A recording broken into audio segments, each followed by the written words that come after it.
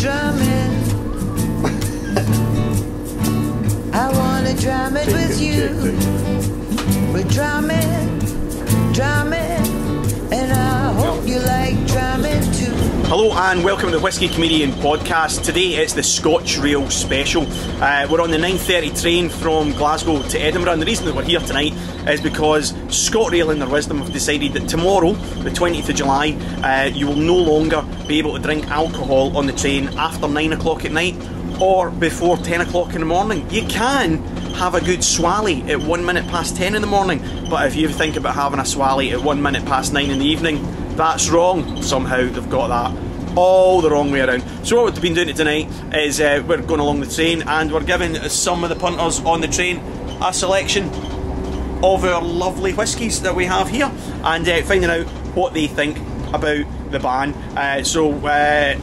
We'll just carry on with the course of the night. We'll give you some snippets, we'll let you see what people think, and what's going to be more interesting is the state that we're on in the 11:30 back from Edinburgh Waverley to Glasgow. Might be fun, might be hellish. What do you think about the ban? I think it's a bit ridiculous, to be honest. Why is it? Because it's just another controlling thing that big companies do, the government do, that kind of like decide for you what you should do and what you shouldn't do. Right. We're big enough to decide ourselves. Do you travel on this train quite a lot? Yeah. Is this a nightly journey for you? Yeah, work through Glasgow, so I'm back and forth all the time. So will you think about trying to get the 8:30 train as opposed to the 9:30 train? Oh, is that a time limit it's on a it? time, it's Right. 9 o'clock at night it stops at. 9 o'clock? 9 o'clock, you can have a drink at 10 o'clock in the morning, so from 10 o'clock in the morning till 9 o'clock at night you can have a drink. So if you're in alcohol, you're alright, but if you just want to drink, you'll be home from work. Do you think they'll be able to enforce it? No, it's unlikely. It's unlikely. No. Everyone will do that thing you used to do when you were 14 when you put it in a can. There you go, sir. What's your name? Gordon. Gordon. Did you know that as of tomorrow you can't do this on a train after 9 o'clock at night? There's something I've just seen about whiskey on a poster at the side of the road. It was after 9 o'clock or something. That's right, you can have a drink at 10 o'clock in the morning, but you can't have a drink at 9 o'clock at night. Okay. What's your thoughts on that?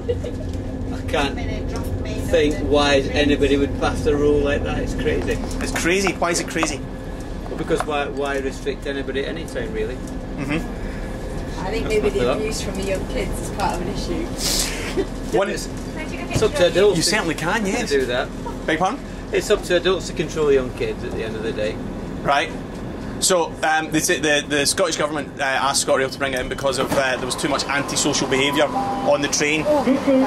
So do you think that maybe they should be enforcing the antisocial behaviour laws that we have more strictly rather than preventing ordinary people like yourselves from having a nice, calm, relaxing drink on the train? No, but let's be fair, if somebody gives antisocial behaviour after having a drink, then they deserve to be prosecuted or whatever that may be. But the bulk of people do not do that. So concentrate on the people who do abuse it, and let them be handled by the police or whatever. Barry, hello. Good evening. Good evening. So you've got the Auchentoshan Avalanche. What do you think about the Avalanche? Well, I've just a wee sip of it straight, and then I've added a wee drip of water, and it really changes the flavour quite considerably. So what do you think about the fact that as of tomorrow you can't sit and do what you're doing right now, which is sitting on a train having a whiskey?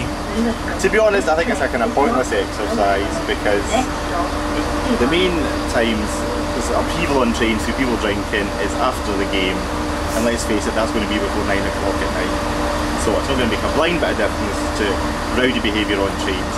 And let's face it, at night, last train home, people are going to be pissed before they get on the train. It's not drinking on the train that causes the trouble. One of the rules that they've got in is that if the ScotRail staff think that you are unfit to be on the train, they will either prevent you from getting on the train or will throw you off the train. What do you think about that? If people are making a nuisance of themselves, they should be doing that anyway, regardless of whether they've been drinking or not. But what if it's just a drunk lassie on her way home on her own? Well, if she's just drunk and not bothering anybody, then we should leave her alone. But if somebody's making a dick of himself, whether he's drunk or not, then pap him off, that's what I say. So is this kind of like home brew, or is this? No, it's a bit more expensive for home brew. Bunnahaven? I will not be bloody filmed. I will not be bloody filmed. Yeah, that's a nice one. Not that I can have any. So you're filming us doing this on the last train? I'm filming it. Yeah, doing it. So when the what's Scottish government fire me? They go like, Aye, they do. When the Scottish government fire you. So what we're going to do? It's the last time that you can legally drink it, right? Because as of tomorrow, it's going to be against the law. Okay. And even if you get on the train in the state you are just now, then what they will attempt to do, perfectly sober, as you can see, they will attempt to pap you off. And we've been joined by Lothian's finest on board up there as well. As we can see, we've got some of Her Majesty's Constabulary. This is hilarious, right? Aye. They've been following us, which is quite funny. Right, so Neil, we've got here. I would have a whiskey akin to like a Speyside, maybe. Kind of like a Speyside, akin to a Speyside, you know, a Glenlivet type whiskey. Right. Just for those who don't know, this is Neil. We won't say his second name. We won't say that he is quite important in the world of arts and theatre or anything like that. I mean, where have you been tonight, Neil? We've been to the Scottish Jazz Awards. The Scottish Jazz Awards. Is that why Stephen Tintin Duffy is down there? Exactly. Right, okay, well, we'll get Stephen in a wee bit. Exactly. Right. And we've been joined on the train by Jan, who is just here randomly. And how would we describe Jan? I'm paid to drink all this. He is. I'm doing overtime here tonight. So you're a blender? Is that the best way to describe you? We are a blending company, but I'm more involved with the selection of malt whiskies. Right. He works for Douglas Lang & Co, and they produce Big Pete, as many of the people who watch the podcast will know. That's one of my favourite malts. Not malts, but drinks, Scotchies. It's a blended malt, from Islay. Right, so Jan, we've got 10 different whiskies here, and you're going to choose one for Neil to have. I think as a great all-round whiskey, Tomatin 18, fantastic dram, Highland whiskey.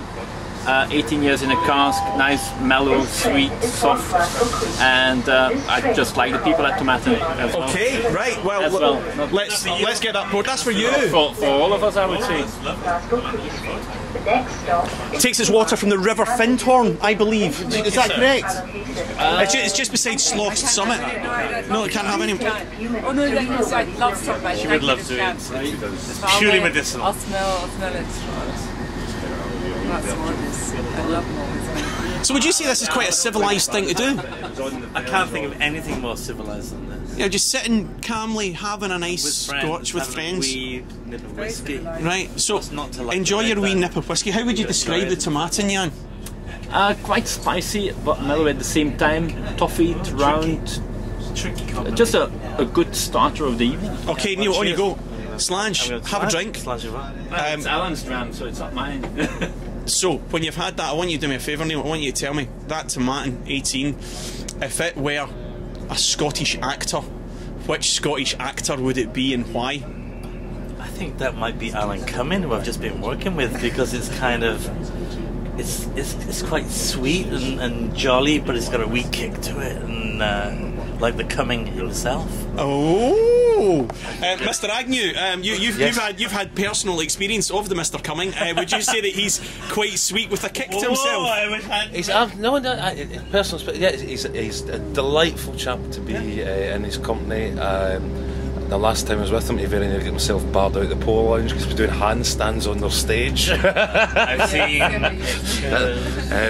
But yes, but would I say he's what did you ask? Is he sweet with a kick to him? Yes, I suppose that is. Yeah, I think it's an Alan Cumming. I would name that the Alan Cumming. Yes, I was naming the whiskey.